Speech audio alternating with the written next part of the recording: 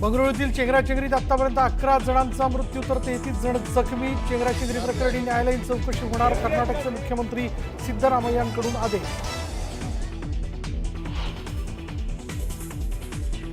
दुर्घटना घडायला नको होती, मात्र विचार केला त्यापेक्षा अधिक गर्दी झाली। मुख्यमंत्री सिद्धरामय्यांचं घटनेवर स्पष्टीकरण, तर सरकारकडून मृतांच्या वारसांना 10 लाखांची मदत जाहीर।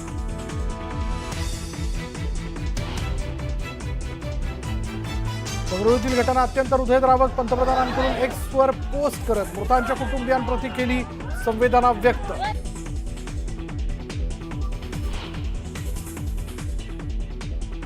हकालपट्टी करून माझी बदनामी केली, संघटनेला बाधा येईल असं वाक्य दाखवलं तर राजकारण सोडून दे।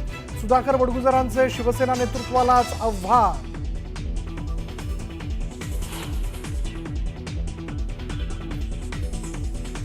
आदित्य ठाकरेंनी आडनाव बदलून खान किंवा शेख करावं। बकरी ईदवरनं मंत्री नितेश राणेंची ठाकरेंवर बोचरी टीका।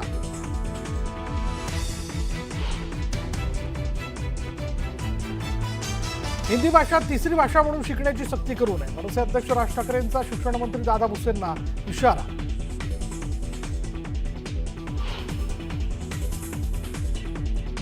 मुंबई पालिका निवडणुकीत भाजप सर्वाधिक जागा लढणार, तर ठाण्यात शिवसेना मोठा भाऊ म्हणून सर्वाधिक जागा लढणार, वरिष्ठ सूत्रांची माहिती।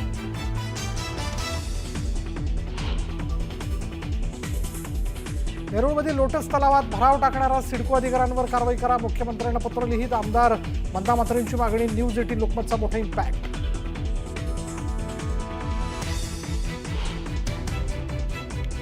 नागपूरच्या बुटीबुरीतही सासरच्या जाचाला कंटाळून विवाहितीची आत्महत्या। सासरची मंडळी पैशांसाठी तगादा लावत असल्याचा आरोप, पोलिसांकडून सासरच्या मंडळींना अटक।